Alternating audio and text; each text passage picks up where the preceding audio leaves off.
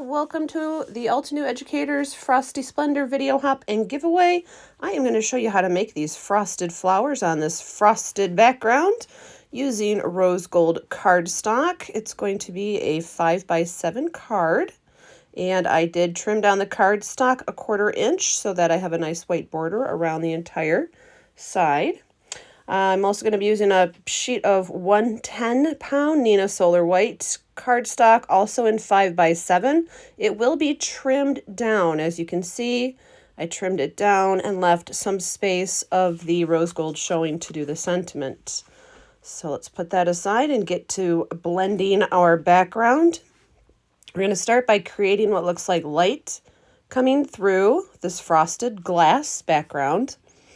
And to do that, we're starting with a pink, yellow, and orange mix, kind of like a sunlight. I chose these 3 colors, kind of like, a sunlight coming through in the evening on a nice frosty evening. So it's kind of just blending in an ombre pattern around each other. The orange goes around the yellow, the pink is going around all 3, or the orange and the yellow. I'm keeping it in a circle because I'm trying to keep a focal point of that light coming through the window. I'm going to keep the blush rose off to the side because we are going to go back to that, but now we're going to add the blue. Starting with Iceberg. I am wiping off my brush right here because I don't want to get all the yellow and the orange into my blue. I do wipe my brush off between every application of blending. And you will notice I am using the big blending brush here. I do suggest doing that for full surface blending like this. And now the Eastern Sky, which is a little bit darker, so I don't have to clean off my brush like I did before from when I used the orange. And you're just going to keep going around and around the edge of the cardstock. We're framing out that light in the middle. Now this is where we're going to come back in with the blush rose to do a little bit more blending between that light spot in the middle and the blues. I did wipe off my brush between the blue and dipping it into the blush rose. And just give it a blend. It doesn't have to be perfect because we are going to do a lot of technique on top of this background. But we are done with the blending brush. Bring in your pigment white ink. I have a dedicated brush for my pigment white ink. I do suggest that. Now, to create the look of frosted, we are using the Classic Pine stencil. I know, right? Didn't see that coming. Think about frost. If you've seen frost on windows, not really nowadays because we have good windows, but some of us have antique windows, and sometimes you get Jack Frost, right? And he gets these like streaks. The frost comes through in streaks first. And I tried very hard to think, how would I recreate the look of the streaks of frost? And I said, oh my goodness, the pine needles are going to be perfect. So that's why we're using the Classic Pine stencil for this technique. Now, just like with the ink blending, I am just going around the perimeter of the ink blended panel there with the white. Once I get all the way around, I am going to start bringing those needles, the lines into the middle of the card so that it looks like the frost is coming more into the middle of the window there. After applying all the pigment white ink, clean off your stencil front, back, and your mat because that's stuff you don't want to get it into our next technique here. That is white embossing powder. And get yourself set up for catching all that extra embossing powder. We are bringing back the stencil, and in the same way that we put down that white pigment, we're going to take the embossing pad straight onto the stencil and squish it right through those lines. Now, keep in mind that we are going to be going around the entire perimeter of this card panel, so I'm going to be doing this embossing part in sections. Okay, so we're starting in this corner. Notice that I did not use a powder bag because I want extra white embossing powder to stick to the white pigment ink below it. That's the trick. And then to further enhance the random patterns, I come in with my little fan brush and I just tap at the areas that I have applied the embossing powder. And of course, save what you can of your powder. And then I'm going to heat this, of course, with the heat gun. And it might take a while and you might miss a few spots, but don't worry, because when we're done with going around the entire perimeter, we'll do a final heating to make sure we haven't missed any parts. So here you see, moving on to the next corner. And I'm going to just repeat the same technique, squishing the ink through the lines in the stencil. If your stencil moves, don't worry about it. This is all frost. This is not perfect. I am being liberal with the embossing powder, like I said, because I do want it to stick to the ink, the pigment ink underneath. And again, I'm going to tap it off. And don't think that you're going to be perfect on this the first time, because there is no perfect. It's frost, right? So it's a very forgiving technique. If you tap off too much, just squish some more embossing ink on there and add more powder. Frost is very beautiful, and just like snowflake, no two panels done this way are going to be alike.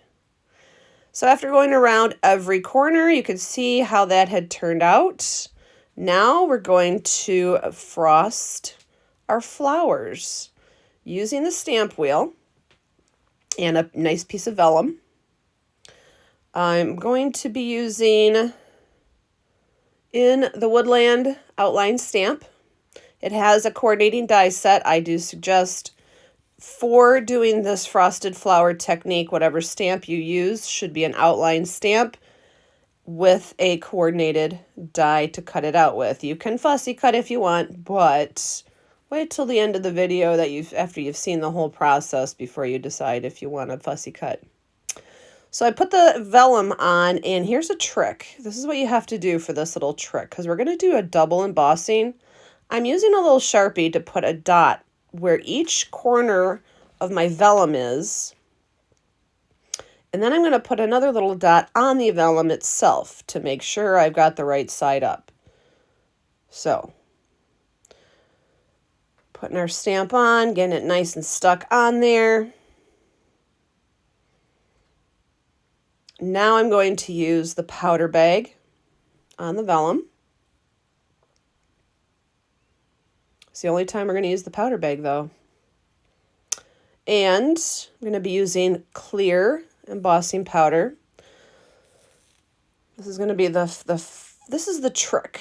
This is the trick. We're going to be doing some no line coloring using the clear embossing powder. So get your stamp all nice and inked up, and I'm squishing it down onto the vellum, peeling that off. And of course, you want to get your little paper for catching your extra embossing powder. And this is really hard to see, so I'm very, very liberal with my embossing powder because I want to make sure I got everything.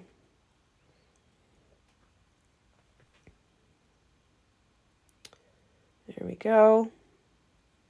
Now put all that back into your jar, of course.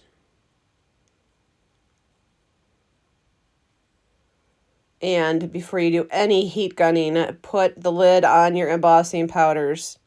Now I am going to heat, of course, to melt that. And you see that I did miss a spot. One of the centers of those flowers did not come out when I pressed it with the embossing powder. That's okay. That's why we use the stamp wheel. As soon as I'm done heating this, I'm going to stick it back in the stamp wheel, ink up that spot that I missed, press it down, and just re-emboss that particular spot. Yep, just a little bit right there. Not a big deal. So here we go. I've redone, re-stamped, re-embossed that little flower. Now, here's the trick. I'm putting this on a piece of white paper so you can see what I'm going to do. So I've zoomed in. I'm going to be using the Artist alcohol markers to color this flower arrangement. And I will have all of the items used and the numbers of the markers that for the flowers listed in the description box of the video. You do need alcohol for this. I have put some in a water painter. I just buy those in bulk now. I've saved my really nice Altenew ones for my good projects, but I buy bulk of just generic ones because they're great for these. So the first thing we're going to do, they're good for mixed media is what they're good for, just to make a mess. So I'm starting with the lightest color of the marker, and I'm just filling in every petal of the flowers. That's it. Nothing fancy, just filled them in. Now, I'm going to come in with a medium color. And you're going to want to use the fine tip. And what I'm going to do with this fine tip of the marker is I'm going to trace out all the lines that are in the petals of these stamps.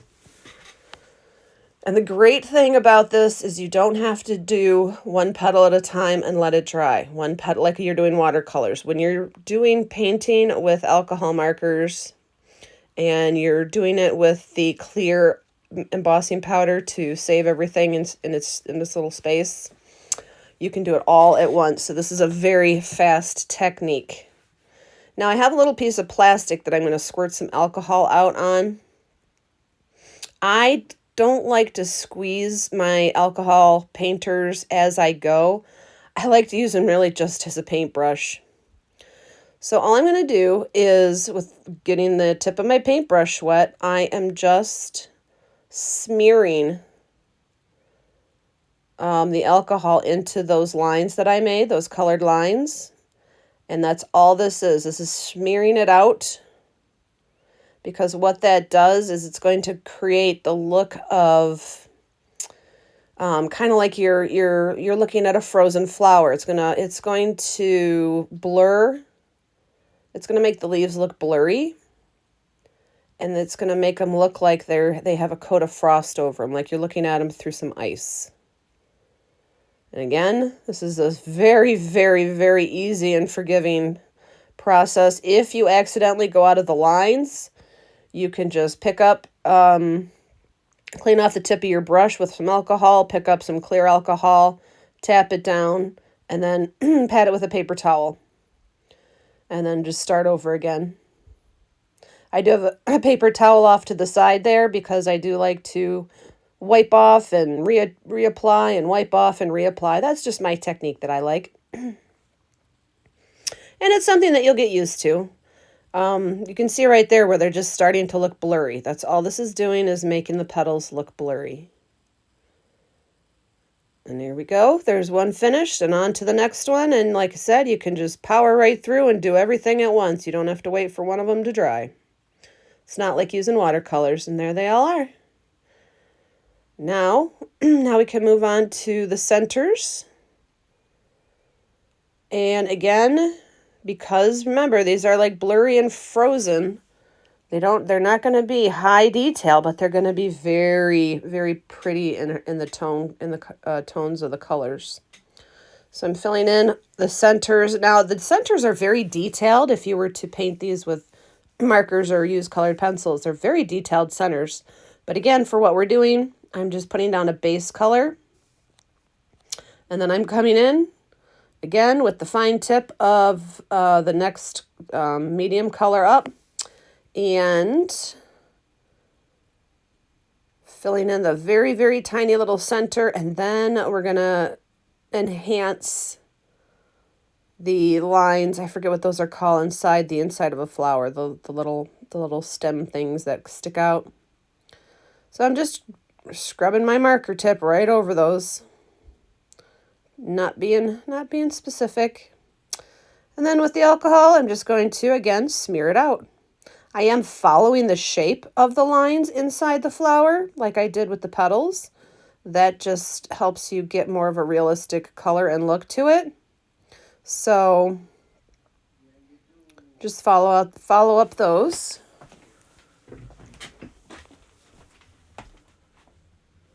And then I'm making sure that I get some of that color all the way up into where the petals attach.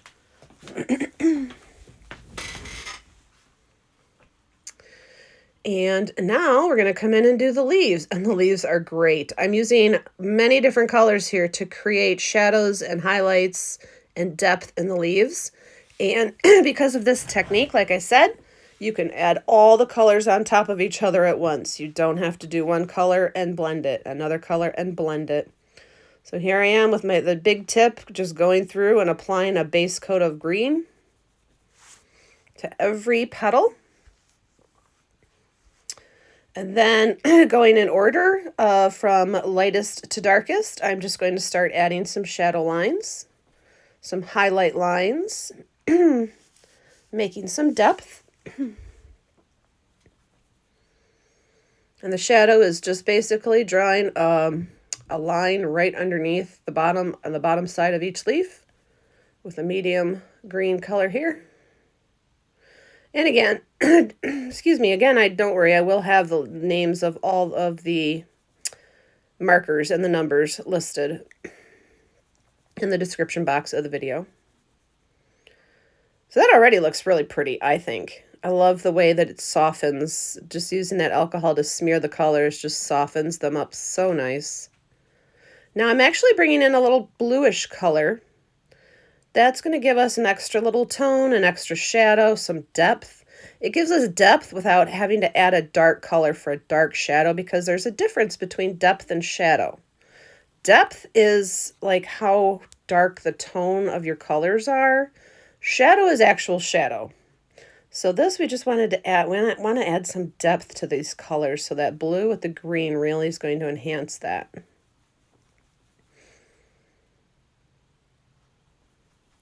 And now, coming in with the last color here, this is going to give us the shadow, because this is a darker color. It's not a tone color. So it's going to just enhance with a little bit of shadow. So I'm not adding a lot, just a little bit. And that even looks good like that. I just love that. Those colors are so pretty.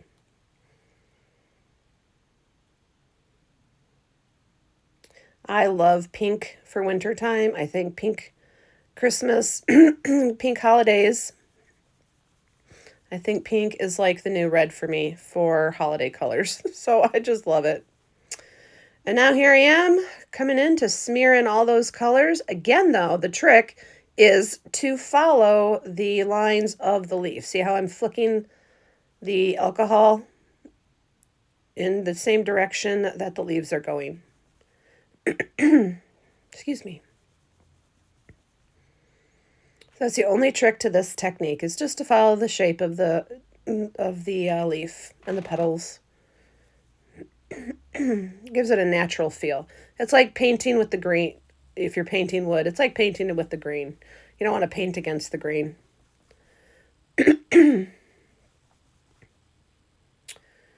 And I flip my paper around. You see that? I don't twist my wrist to try and get into every leaf. I just keep rotating what I'm working on so that I don't ever have to strain my wrist and force my hand to do something that's not natural movement, because that will show out in your project, that you've had to force your hand to do something that it's not comfortable with.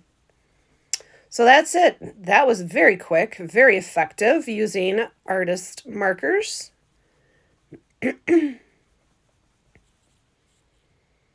it looks so pretty. I love those colors. That is my favorite color set. You'll see, like I said, that is going to be down in the description box below. Oh, okay, now going back to embossing. This is a lot of embossing here. I am hitting it with the heat gun real quick, just so that it doesn't get smeared if I accidentally touch it or dribble, whatever. I just wanted to heat set it real quick. But honestly, you don't really have to. It'll dry pretty good on its own. And it dries really fast, the alcohol markers. So now I can line up my little Sharpie points there because we're going to emboss over the top of this. That's right. With our stamp wheel, we've got everything lined up. Bringing in the embossing ink. And now, get rid of the stamp wheel. There's nothing worse than getting the embossing powder on the sticky pad of your stamp wheel, though. So, yeah, get that out of the way. Now, with the white embossing powder, going to emboss everything. And again, you'll see I did not use the powder bag for this. You really don't need to. It doesn't seem to stick to anything except the embossing ink when you are stamping on vellum. So no problem there. We just want to get that nice crisp white outline first. So let's heat set that. That even looks cool. I just think this is really pretty. I love using artist markers for everything other than what they're intended for. That's my thing. You guys know me. You know, I like to mix it up. Say, if I know, what can I do with these other than what they're actually intended for? So, nice and heated up there. And this is a nice thick vellum. So I'm not worried about anything melting or the vellum bending or anything like that. Plus, we're going to die cut this out when we're done. So I'll heat it up really good there. Now, here's how we frost the petals. Here's the last final trick. I am using the... what are they? The thin blending brushes here. Those will be listed in the description box below as well. I have a rag handy. I'm going to just take my clean brush right into my embossing ink pad. And all around the tips of the leaves and the tips of the petals, I'm going to just like stipple. You know, if you've done stenciling before, you know what stippling used to be back in the day when we stenciled our houses and everything. I'm just using the brush straight up and down and tapping it all around wherever frost would naturally hit the tips of the petals and the leaves.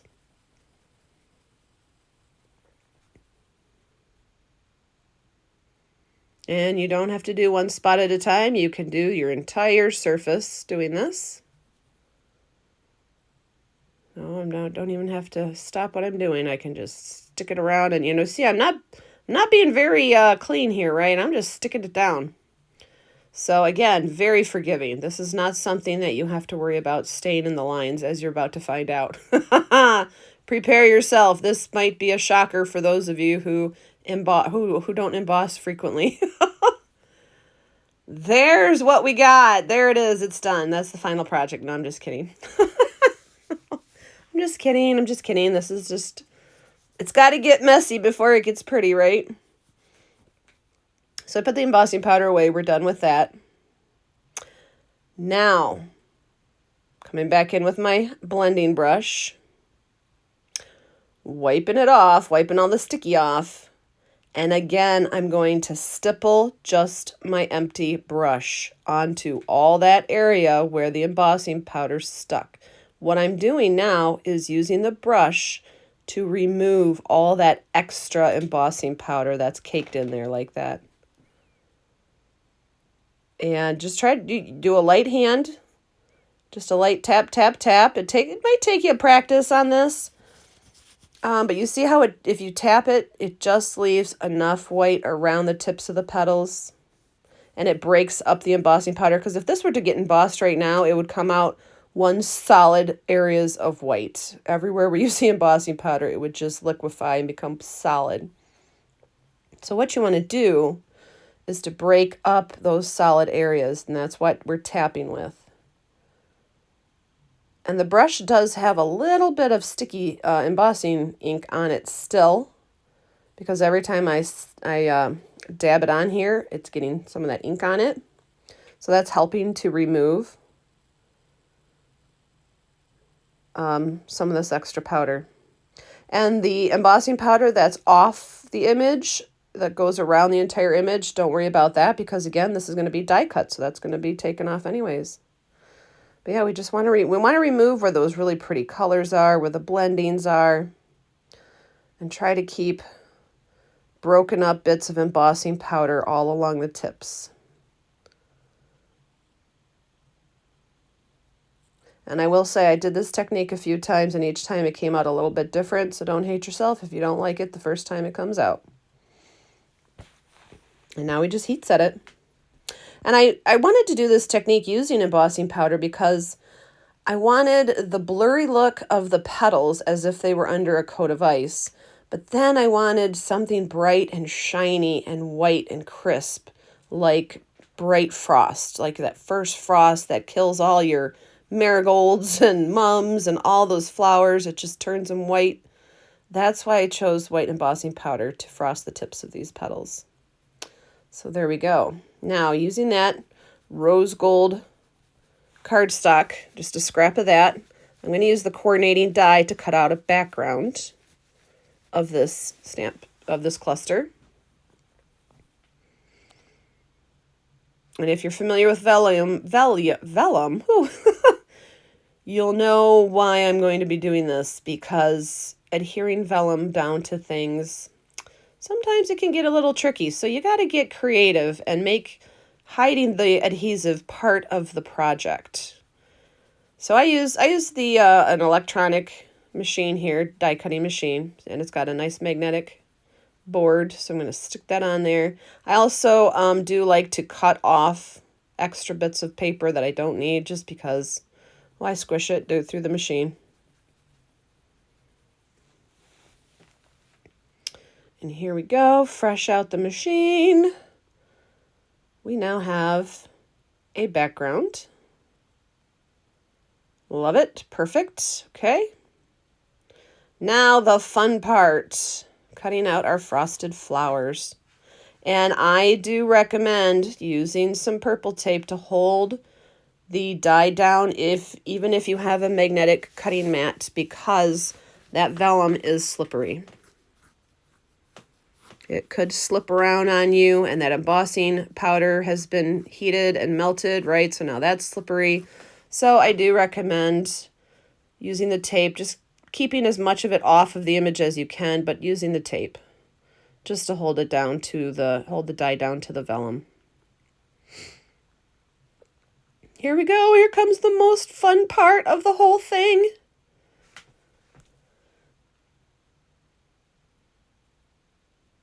This is also why you want a good thick vellum. It die cuts like a dream.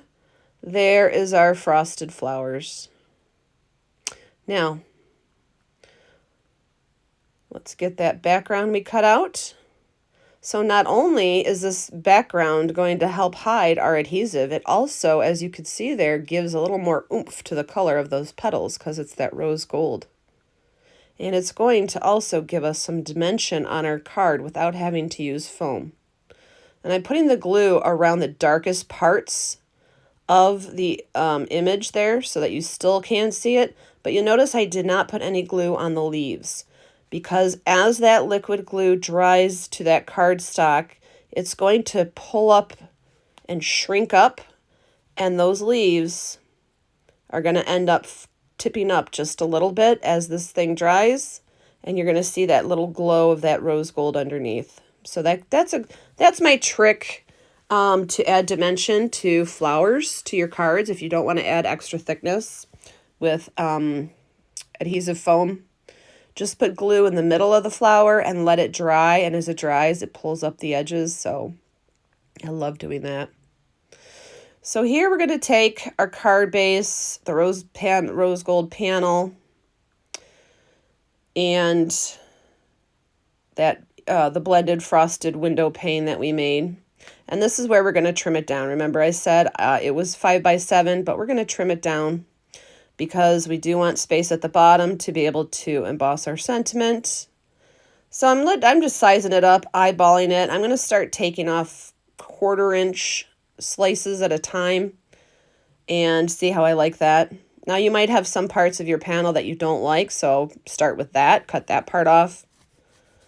So now I'm going to say, okay, well, I just need a little more over here, and play with it, see what you like. And if you're making multiples of these cards, like I said, just remember, every time you do this, it's going to come off different. So don't, If you can make it, look the same every time, I would be super impressed. So I got my sides good. Now I'm deciding, do I want to cut off the top or the bottom to make room for our sentiment?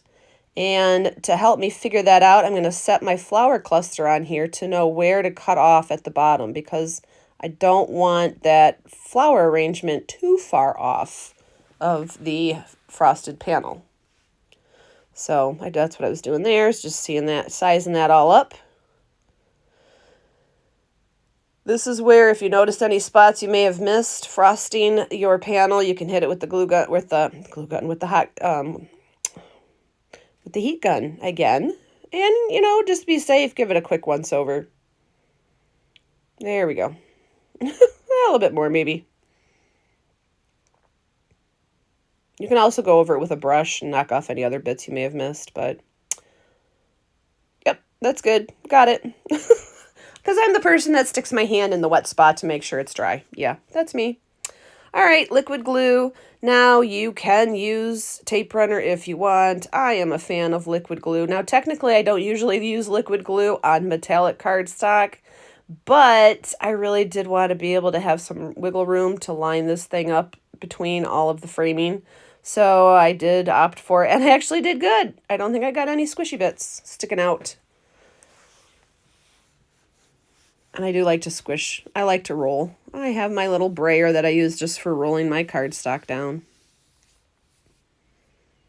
Gets the glue everywhere. I like it.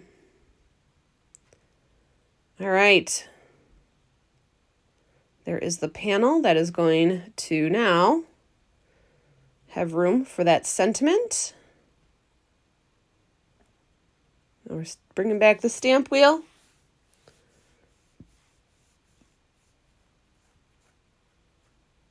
And of course, it doesn't matter where I put it now. I'm not using those little marking spots that I put.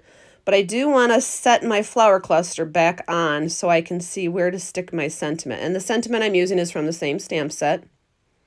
I am going to use my powder bag because this is the important part. This is the sentiment.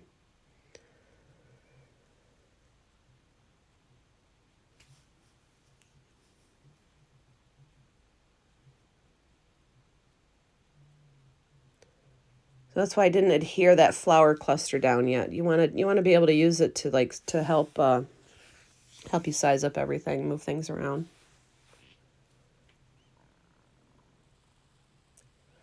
All right.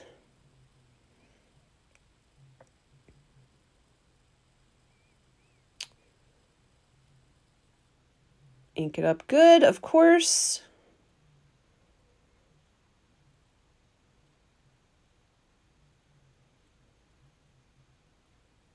And give it a good press down. I just used my fingers to tap it down because that's a small stamp.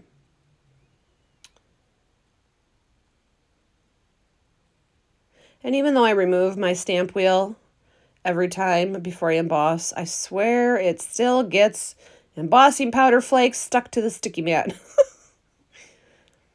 And I'm using the white embossing powder again.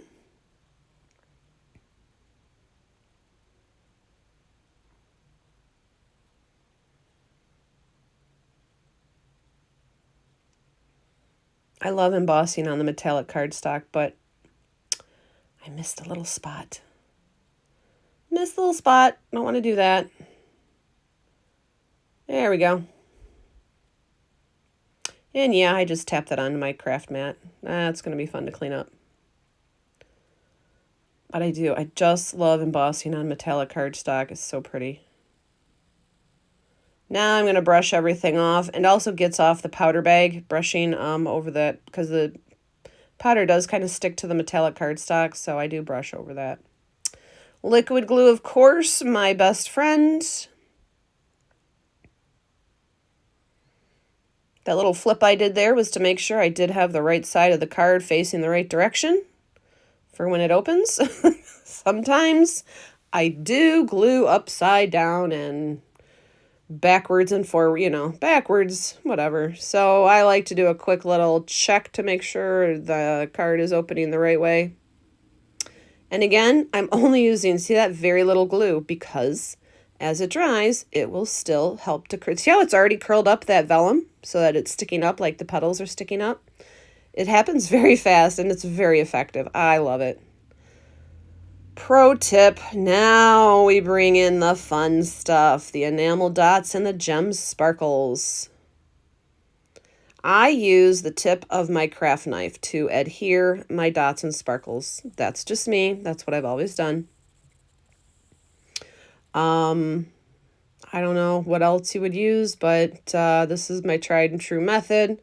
Just be careful if you use your craft knife like a third arm like I do. You might notice I have a Band-Aid on here. But hey, it happens. It happens. These gem sparkles are 3D, so they stand up. They stand up like 1/8 of an inch. They are so cool. They're multifaceted. And it's such a great contrast from the crystal colors of the gem sparkles to the matte colors of the blue enamel dots. Oh, it really does pull out the colors of our background, our little frosted window pane very, very well.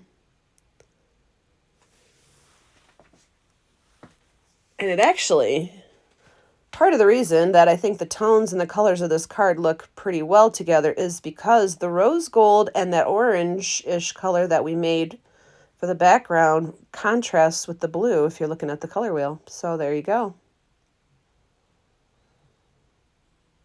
Now here is the first one I made, and then here is our finished one. So you can see, same technique, no two are the same. Thank you for joining me today, you guys. Have fun on the hop. Good luck on the giveaway, and I cannot wait for our next video hop. Stay tuned. We got all kinds of fun things coming up. I hope you guys like this project, these projects. Make sure to leave me a comment. See you later.